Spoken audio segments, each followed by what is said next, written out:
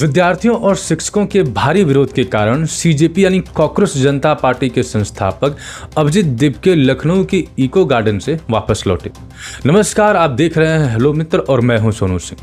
लखनऊ के eco garden में भर्ती परीक्षाओं और शिक्षक भर्ती निरस्त किए जाने के विरोध में चल रहे अभ्यर्थियों के आंदोलन के दौरान उस समय माहौल गर्म हो गया जब कॉकरोच जनता पार्टी के संस्थापक अभिजीत दिपके धरना स्थल पर पहुंचे। अभ्यर्थियों ने उन पर आंदोलन को राजनीतिक रंग देने का आरोप लगाया और जमकर विरोध किया। विरोध बढ़ने पर अभिजीत दिपके को अपना संबोधन बीच में ही छोड़कर वापस लौटना पड़ा। राजधानी लखनऊ के इको गार्डन में शुक्रवार को प्रदेश के विभिन्न जिलों से हजारों की संख्या में अभ्यर्थी भर्ती परीक्षाओं और शिक्षक भर्ती सहित कई परीक्षाओं के निरस्त होने के विरोध में एकत्र हुए। सुबह से शुरू हुए इस प्रदर्शन में 5000 से अधिक अभ्यर्थियों के शामिल होने का दावा किया गया। इसी दौरान दोपहर करीब 1:30 बजे कॉकरोच जनता पार्टी के संस्थापक अभिजीत दिपके भी धरना स्थल पर पहुंचे।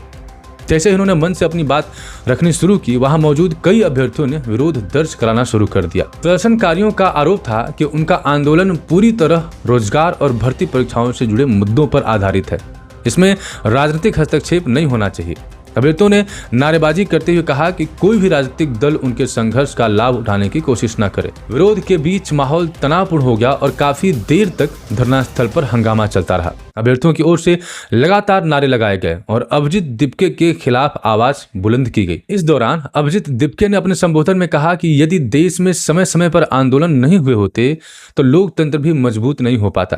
उन्होंने कहा कि आजादी से लेकर लोकतांत्रिक अधिकारों तक हर बड़ी उपलब्धि के पीछे जन आंदोलनों की महत्वपूर्ण भूमिका रही है। उन्होंने विभिन्न भर्ती परीक्षाओं में पेपर लीक और कथित अनियमितताओं का मुद्दा उठाते हुए कहा कि चाहे लेखपाल भर्ती हो, यूपीएससी हो, नीट हो या सीबीएसई, परीक्षाओं की पारदर्शिता सुनिश्चित की जानी चाहिए और दोषियों के खिलाफ कार्रवाई होनी चाहिए। हालांकि अभ्यर्थियों का एक वर्ग उनकी बातों से सहमत नहीं दिखा। कई प्रदर्शनकारियों ने स्पष्ट रूप से कहा कि उनका आंदोलन किसी राजनीतिक संगठन से जुड़ा हुआ नहीं है और वे केवल भर्ती प्रक्रियाओं में पारदर्शिता तथा रोजगार की मांग कर रहे हैं। अभ्यर्थियों ने आरोप लगाया कि कुछ लोग आंदोलन के मंच का उपयोग राजनीतिक लाभ के लिए कर रहे हैं। विरोध लगातार बढ़ता देख अभिजीत दिपके अपना भाषण बीच में ही छोड़कर वहां से रवाना हो गए।